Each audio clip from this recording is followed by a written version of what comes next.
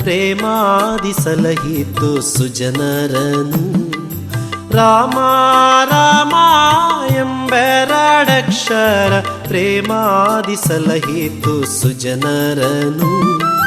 ಪ್ರೇಮದಿ ಸಲಹಿತು ಸುಜನರನು, ಪ್ರೇಮದಿ ಸಲಹಿತು ಸುಜನರನು.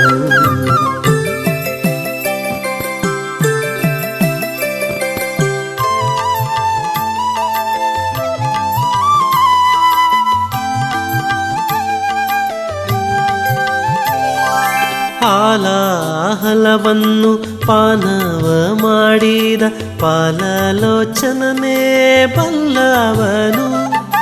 ಹಾಲಾಹಲವನ್ನು ಪಾನವ ಮಾಡಿದ ಪಾಲಲೋಚನನೇ ಬಲ್ಲವನು.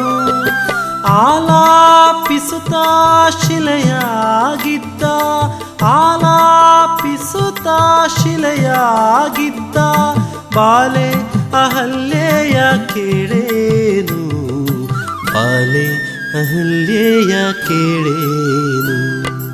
ರಾಮ ರಾಮ ಎಂಬೆರಡಕ್ಷರ ಪ್ರೇಮಾದಿ ಸಲಹಿತು ಸುಜನರನು. ಸ್ವಾಮೀಜಿಯವರಿಗೆ ಭಕ್ತಿಪೂರ್ವಕ ಸ್ವಾಗತವನ್ನ ಕೋರ್ತಾ ಇದ್ದಾರೆ. ಅನಂತ ಶ್ರೀ ವಿಭೂಷಿತ ಶ್ರೀ ಶ್ರೀ ಕಾಲಹಸ್ತೇಂದ್ರ ಸರಸ್ವತಿ ಮಹಾಸ್ವಾಮೀಜಿ, ಶ್ರೀ ಆನೆಗುಂಡಿ ಮಹಾಸಂಸ್ಥಾನ ಕಟ್ಪಾಡಿ ಅವರೆಲ್ಲ ಪ್ರೀತಿಪೂರ್ವಕವಾಗಿ ಕೇಶವ ಶಿಶು ಮಂದಿರದ ವತಿಯಿಂದ ಹೇಳಿರ್ತಕ್ಕಂತಹ ನಮಗೆಲ್ಲರಿಗೂ ಕೂಡ ಪ್ರಾರ್ಥನೆಯ ಮೂಲಕ ಈ ಒಂದು ಕ್ಷೇತ್ರಕ್ಕೆ ನಮ್ಮಂತಹ ಈ ಒಂದು ಪ್ರಧಾನಿಗಳಿಗೆ ಭಕ್ತಿಪೂರ್ವಕವಾಗಿ ಪ್ರೀತಿಪೂರ್ವಕವಾಗಿ ಆಧಾರ ಪೂರ್ವಕವಾಗಿ ಈ ಒಂದು ಕೇಶವ ಶಿಶು ಮಂದಿರದ 108 ಕಾಯಿ ಗಣಯಾಗ ಹಾಗೂ ಶ್ರೀ ರಾಮ ಪಟ್ಟಾಭಿಷೇಕದ ಈ ಒಂದು ಸಂದರ್ಭದಲ್ಲಿ ಪ್ರೀತಿಪೂರ್ವಕ ಆತ್ಮೀಯವಾದ ಭಕ್ತಿಪೂರ್ವಕ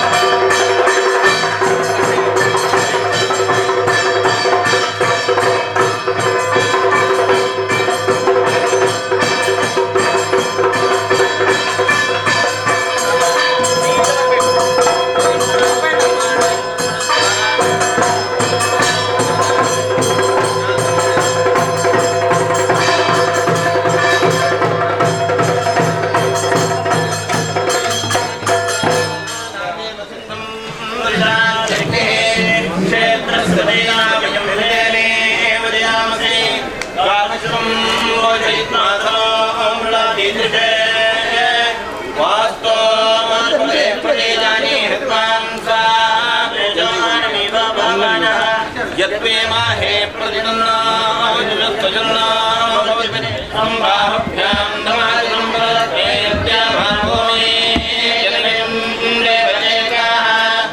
नमस्ते अस्तु भगवन् विश्वेश्वराय महादेवाय त्र्यम्बकाय त्रिपुरुषाय त्रिपुरान्तकाय त्रिकालाय रुद्राय नीलकण्ठाय मृत्युञ्जयाय सर्वेश्वराय सदाशिवाय श्रीमन्महादेवाय नमः। राधाधिराजाय प्रदक्षिणे साधिने नमो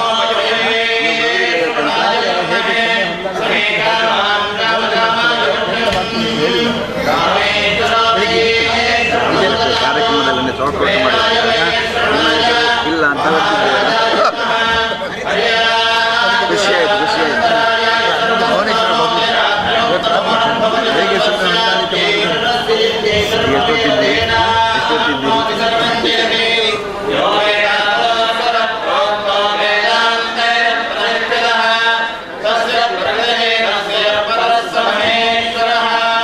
एकदन्ताय विद्महे वक्रतुण्डाय धीमहि तन्नो दन्ते प्रचोदयात्। एकदन्तं चतुर्हस्तं वाजमङ्कुशधारिणं पञ्चवरदं हस्ते बिभ्राणं मोषगध्वजं रक्तं लम्बोदरं शोर्पकर्णकं रक्तवासुदं रक्तगन्धानलिप्ताङ्गं रक्तपुष्पैः सुपूजितं भक्तानुकम्पितं देवं जगत्कारणमच्युतम् आविर्भूतं च दृष्ट्यादो प्रकृते पुरुषात्परम् एवं ध्यायति यो नित्यं स योगी योगिनां वरः।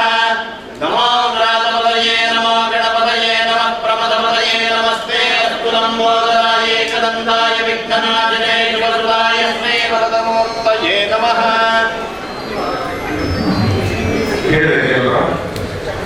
स्वस्ति प्रजाभ्यः परिपालयन्तां न्यायेन मार्गेण महिं मनीषाः ओ ब्राह्मणेभ्यः शुभमस्तु नित्यं लोकाः समस्ताः सुखिनो भवन्तु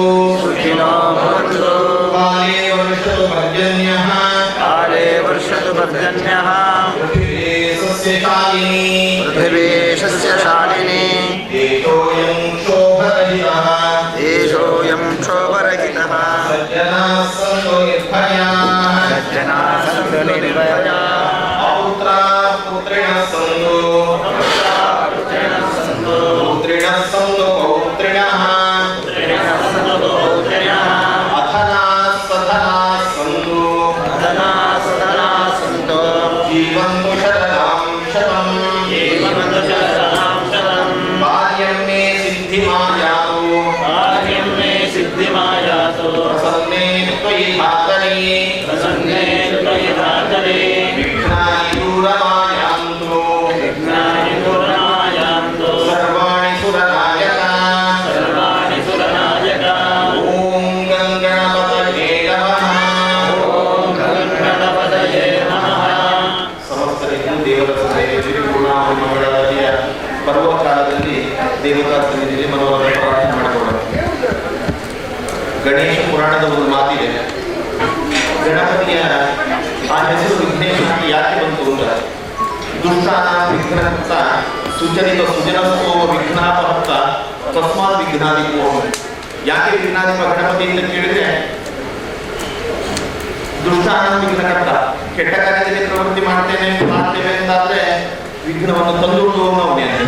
ವಿಘ್ನಾಧಿಪತಿ ಅಂತ ಆದ ಕಾರಣ ನೀವು ಬಂದರೆ ಸುಜನಿತ ಸುಜನ ಸ್ತೋಮ ವಿಘ್ನಾಪಹರ್ತ, ಸತ್ಕಾರ್ಯದಲ್ಲಿ ಪ್ರವೃತ್ತಿ ಮಾಡ್ತೇವೆ ಅಂತಾದ್ರೆ ಅಂತಹ ಸುಜನರಿಗೆ ಬರುವಂತಹ ಎಷ್ಟು ದೊಡ್ಡ ವಿಘ್ನಗಳ ಸ್ತೋಮ ಇದ್ರೂ ಕೂಡ ಅಪಹರ್ತ, ಅದೆಲ್ಲವನ್ನು ದೂರ ಮಾಡಿಕೊಡ್ತಾನೆ ಅಂತ.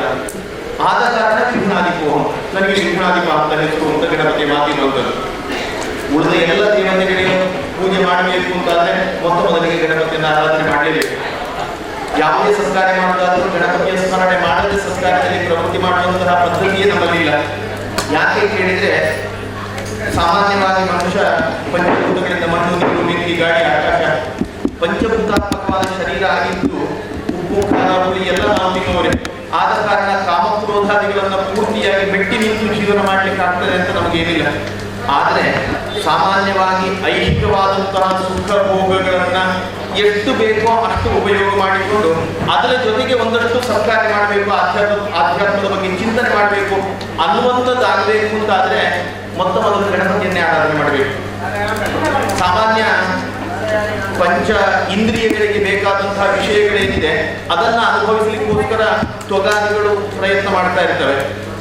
ಅದನ್ನ ಮೀರಿ ನಾವು ನಿಲ್ಲಬೇಕು ಅಂತಾದ್ರೆ ನಮಗೆ ಧರ್ಮ ಅರ್ಥ ಕಾಮ ಅಂತ ಪುರುಷಾರ್ಥಗಳಲ್ಲಿ ಆರಂಭದ ಮೂರನ್ನ ತ್ರಿವರ್ಗಗಳು ಅಂತ ಏನು ಕರಿತೇವೆ ಜೀವನದಲ್ಲಿ ಅನುಭವಿಸುವಂಥದ್ದು, ಇದು ಮೂರು ಯಾವುದಕ್ಕೆ ಸೋಪಾನ ಆಗಬೇಕು ಅಂತ ಕೇಳಿದ್ರೆ ಜೀವಿತಾನಂತರದಲ್ಲಿ ನಮಗೆ ಮೋಕ್ಷ ಪ್ರಾಪ್ತಿ ಆಗಬೇಕು ಅಂತ.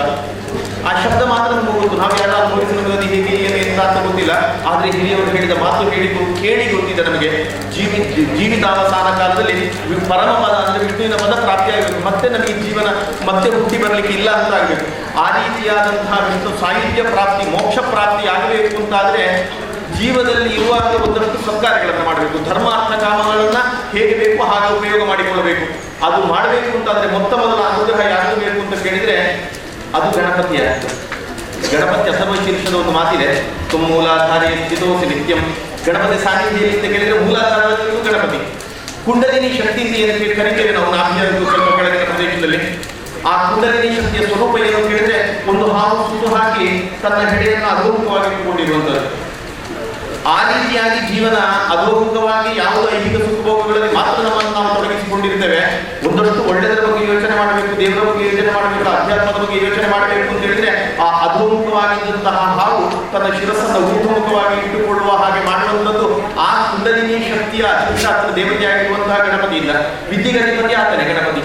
ಮೇಧಾ ಎಲ್ಲ ಸರಸ್ವತಿ ಕೊಡ್ಬೋದು, ಆದ್ರೆ ಆ ವಿದ್ಯೆ ಕೊಡಬೇಕು ಅಂತಾದ್ರೆ ಆ ರೀತಿಯ ಒಳ್ಳೆ ಚಿಂತನೆ ಮಾಡಬೇಕು ಅಂತಾದ್ರೆ ಅದು ಗಣಪತಿಯಿಂದ ಮಾತ್ರ ಸಾಧ್ಯ. ಅದಕ್ಕೋಸ್ಕರ ಎಲ್ಲದಕ್ಕಿಂತ ಮೊದಲು ಆ ಚಿಂತನೆ ಕೊಡುವಂತಹ ಗಣಪತಿಯನ್ನು ಪೂಜೆ ಮಾಡುವಂಥದ್ದು, ವಿದ್ಯಾಧಿಪತಿಯಾದಂತಹ ಗಣಪತಿಯನ್ನು ಪೂಜೆ ಮಾಡುವಂಥದ್ದು ನಮಗೆ ನಡೆದು ಬಂದಿರುವಂತಹ ಸಂಪ್ರದಾಯ. ಅಂತಹ ಗಣಪತಿ ಆತನ ರೂಪ ನೋಡಿದ್ರೆ ವಿಶಿಷ್ಟವಾಗಿ ಯಾಕೆ ಗಣಪತಿಗೆ ಆ ಇಡೀ ಶರೀರ ಮಾನವನುಂಟು, ಮುಖ ಮಾತ್ರ ಒಂದು ಆನೆಯಲ್ಲಿ ಉಂಟು. ಯಾವುದ್ಯಾವುದೋ ಕಥೆಯನ್ನು ನಾವು ಕೇಳಿದ್ದೇವೆ. ನಿಜವಾಗಿ ಆ ಪುರಾಣಗಳಲ್ಲಿ ಬರುವಂತಹ ಕಥೆ ಯಥಾವತ್ತಾಗಿ ನಡೆದಿದೆ ಅಂತಿಲ್ಲ. ಅಲ್ಲಿ ಪುರಾಣವನ್ನು ಬರೆಯುವಂತಹ ನಾವು ತಿಳ್ಕೊಂಡದ್ದು ಎಷ್ಟೋ ಸಲ ತಪ್ಪಾಗಿರುವ ಸಾಧ್ಯತೆ ಉಂಟು. ಭಾಷಾತ್ರಯನ್ನ ಜಾನಾತಿ ರೀತಿನಾಂ ಶತಮೇವ ಚ ವ್ಯತ್ಯಾಸಾತಿ ಸಪ್ತವೇದಾತ್ ವೇದಾತ್ಯರ್ಥಂಚಯೋ ವದೇತ್ ಸ ಯಾತಿ ನರಕ ಘೋರ ಪಾತ್ರಕಾರ್ಯ ವಿಚಾರಣಾತ್ಮದೆಲ್ಲ ಮಾತುಗಳಿವೆ. ಪುರಾಣಗಳ ಕಥೆಯಲ್ಲಿ ಇರುವಂಥದ್ದು ಅದನ್ನು ಅರ್ಥ ಮಾಡಿಕೊಳ್ಬೇಕಾದ ಯಥಾರ್ಥ ನಮಗೆ ಆಗಬೇಕು ಅಂತಾದ್ರೆ ಭಾಷಾತ್ರಯಂ ಸಮಾಧಿ ದರ್ಶನ ಮತ್ತು ಗುಹ್ಯ ಅನ್ನುವಂಥ ಭಾಷೆ ಗೊತ್ತಿರಬೇಕು ನಮಗೆ.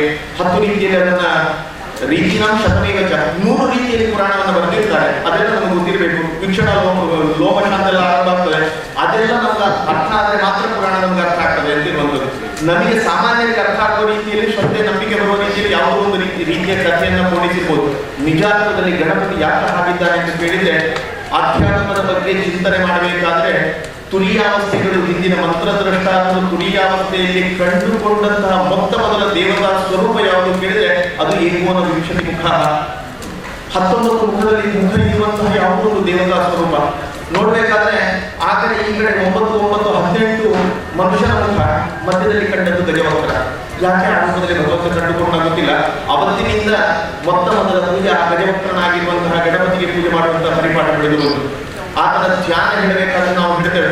ಯಾಕೆ ಆತನ ಹೊಟ್ಟೆಗೆ ಹಾವು ಸುತ್ತಿಕೊಂಡಿದ್ದಾನೆ ಗಣಪತಿ ಅಂತ ಹೇಳಿದ್ರೆ ಏನೋ ಉಂಡೆ ಕರಡು ತಿಂದು ಹೊಟ್ಟೆ ಹೊಡೆದೋಯ್ತು ಅದಕ್ಕೋಸ್ಕರ ಹಾವು ಸುತ್ತಿಕೊಂಡಿದ್ದಾನೆ ಅಂತಲ್ಲ. ನಿಜ ಅರ್ಥ ಇರುವಂಥದ್ದು ಆ ಕುಂಡಲಿನಿ ಶಕ್ತಿಯ ಪ್ರತೀಕ ಅದು ಹಾವು ಅಂತ ಹೇಳಿದ್ರೆ. ನನ್ನನ್ನು ಆರಾಧನೆ ಮಾಡಿ ಕುಂಡಲಿನಿ ಶಕ್ತಿ ಜಾಗೃತಿ ಆಗುವ ಹಾಗೆ ನಾನು ಅನುಗ್ರಹ ಮಾಡ್ತೇನೆ ಅನ್ನೋದಕ್ಕೋಸ್ಕರ ಆ ಹಾವನ್ನು ಹೊಟ್ಟೆಗೆ ಸುತ್ತಿಕೊಂಡಿದ್ದಾನೆ.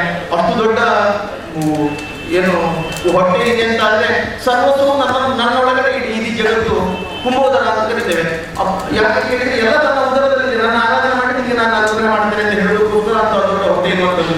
ಆತನ ಕೈಯಲ್ಲಿ 4 ಆಯುಧಗಳು ಪಾಶದಂತಾಂಶಾಭಿ ಅಂತ ಆ 4 ಆಯುಧದ ಮುಖಾಂತರ ಗಣಪತಿ ನಮಗೆ ಸೂಚನೆ ಕೊಡ್ತಾರೆ ಹೇಗೆ ಜೀವಿತ ಬೇಕು ನಮ್ಮ ಅಂತ.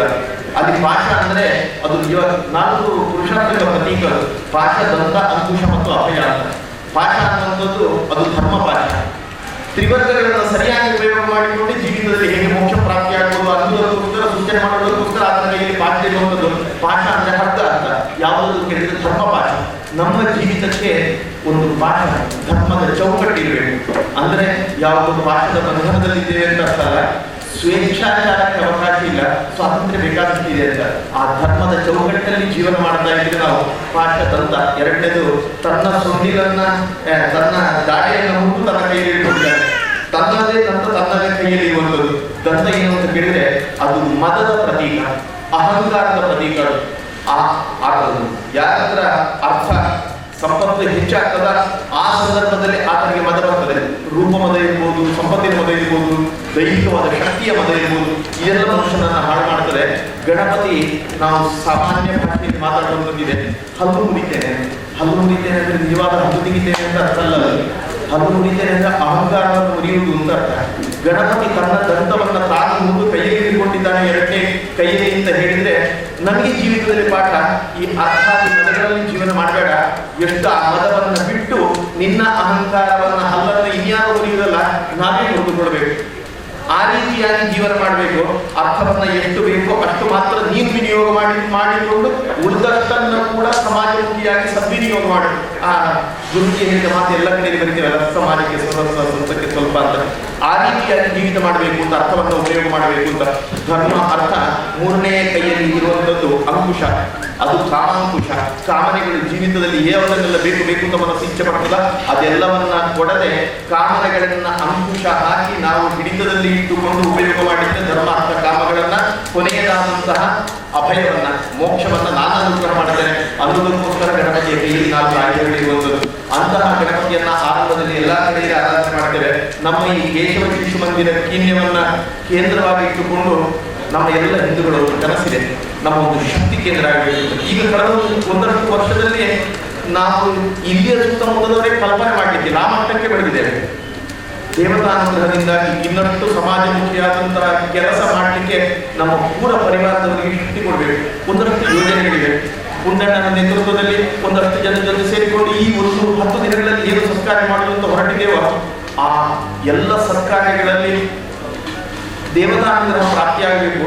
ಮೊದಲು ಯಾವುದೇ ವಿಗ್ರಹಗಳು ಬರಬಾರದು ಅನ್ನುವ ಉದ್ದೇಶವನ್ನು ಇಟ್ಟುಕೊಂಡು ಇವತ್ತಿಗೆ ಸೀತಾರಾಮ ಕಲ್ಯಾಣೋತ್ಸವ ಮಾಡಲಿಕ್ಕಿದೆ.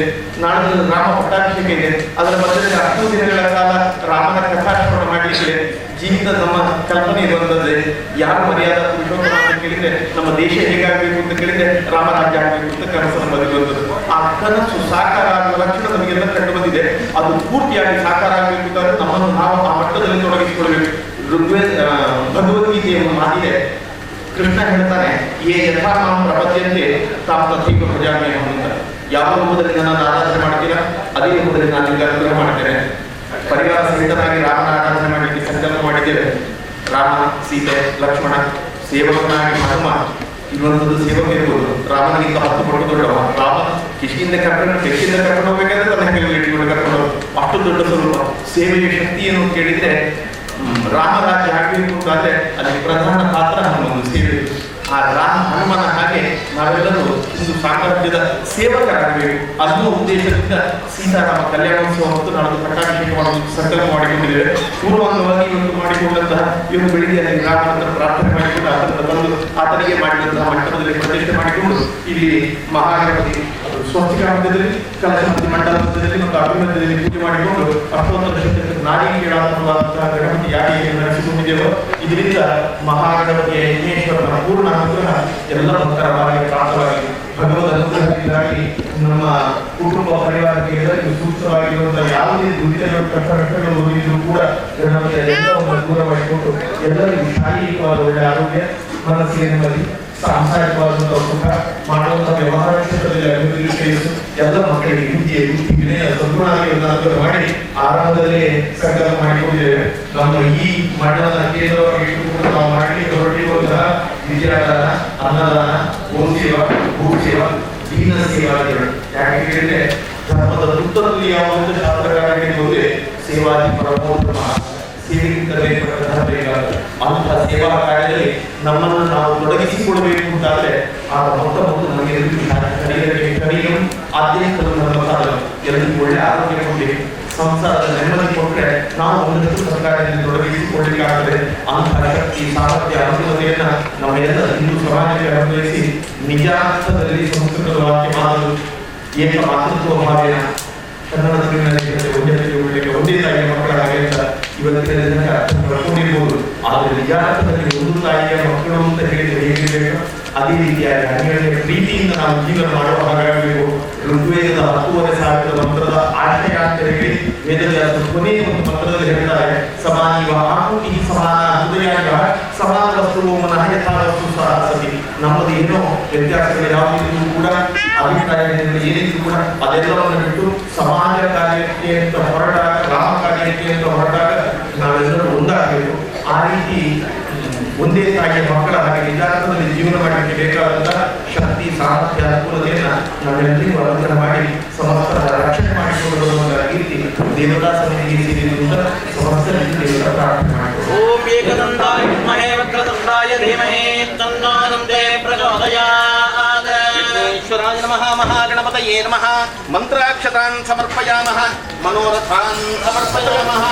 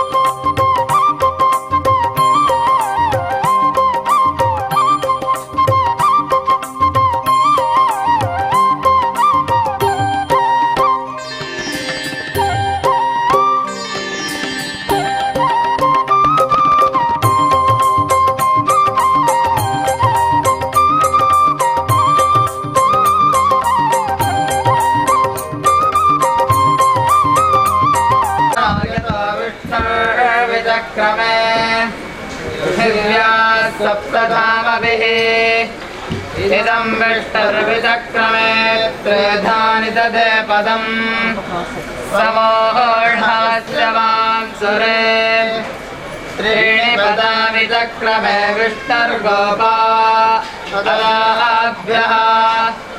अतो धर्माणि धारयन् विष्णोः कर्माणि पश्यति यतो व्रतानि वस्पशे इन्द्रस्य यज्ञस्सखा तद्विष्णोः परमं पदं सदा पश्यन्ति शूरयाः दिवीव चक्षुरा ततम् तद्विप्रासो विपन्यवो जागृवां सस्समिन्धते विष्णोर्यत्परमं पदम् विष्णोर्नुगं वीर्याणि प्रवोदय्यः पार्थिवानि ममेरतांसि यो अस्कवायलत्तरं सदस्थं विचक्रमाणस्त्रेधारकायः प्रलद्विष्णस्तवते वीर्येण मृगामधीमः कृतरागिनिष्ठाः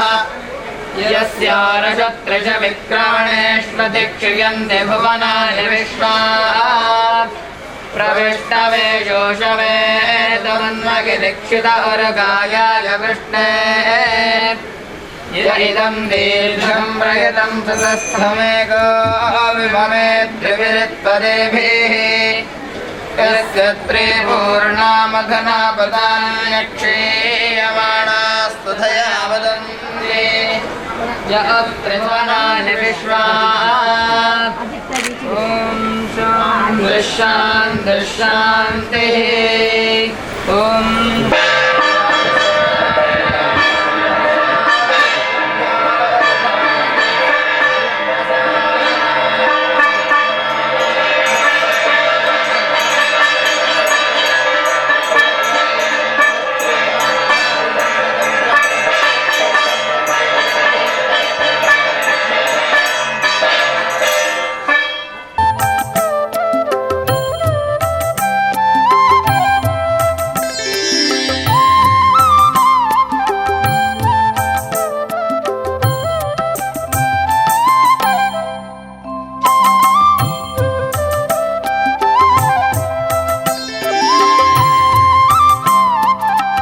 ಶ್ರೀರಾಮದೇವರಿಗೆ ಸೀತಾಮಾತೆಗೆ ಹಾಗೂ ಲಕ್ಷ್ಮಣ ಮತ್ತು ಹನುಮಂತ ದೇವರಿಗೆ ರಜತ ಕಿರೀಟವನ್ನು ಕೊಡಮಾಡಿಸಿದ್ದಾರೆ. ಹಾಗೆ ಮೊನ್ನೆ ದಿವಸ ಕಟಪಾಡಿಗೆ ಹೋಗಿ ಅದನ್ನು ಸಮರ್ಪಣೆ ಮಾಡಬೇಕು ಅಂತ ಯೋಚನೆ ಮಾಡಿದ್ದೆವು, ಆದರೆ ಅದು ಆಗಿರಲಿಲ್ಲ. ಆದರೆ ಇಲ್ಲೇ ಆಗಬೇಕು ಅಂತ ರಾಮನ ಇಚ್ಛೆ ಇರ್ಬೋದೇನೋ. ಹಾಗೆ ಮೊನ್ನೆ ಅದನ್ನು ಮಾಡಬೇಕು ಅಂತ ಯೋಚನೆ ಮಾಡಿತ್ತು. ಆಗ ಗುರುಗಳೇ ಬರ್ತಾ ಇದ್ದಾರೆ ಅಂತ ಶಿವಕುಮಾರ್ ಹೇಳಿದ್ದರಿಂದ ಇವತ್ತು ಇದೇ ಶುಭ ಮುಹೂರ್ತಕ್ಕೆ ಅದನ್ನು ಮಾಡಲಿಕ್ಕಾಯಿತು. ಹಾಗಾಗಿ ಗುರುಗಳ ಅವರು ಸಮರ್ಪಣೆ ಮಾಡಿಸಿದ್ದಾರೆ. ಹಾಗಾಗಿ ಅವರ ಕುಟುಂಬಕ್ಕೆ ಬೇಕಾಗಿರುವಂತಹ ಎಲ್ಲ ಶಕ್ತಿಯನ್ನು ಭಗವಂತ ಅನುಗ್ರಹಿಸಬೇಕು. ಅವರಿಗೆ ದೇವರ ಕಡೆಯಿಂದ ಕೊಡುವಂಥ ಪ್ರಸಾದವನ್ನು ಗುರುಗಳು ಸಮರ್ಪಣೆ ಮಾಡಬೇಕು.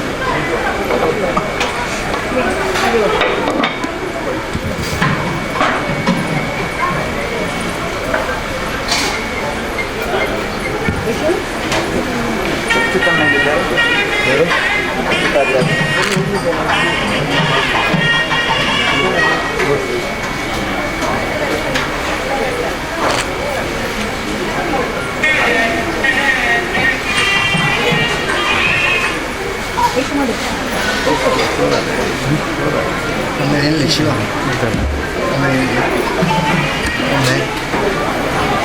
ಒಮ್ಮೆ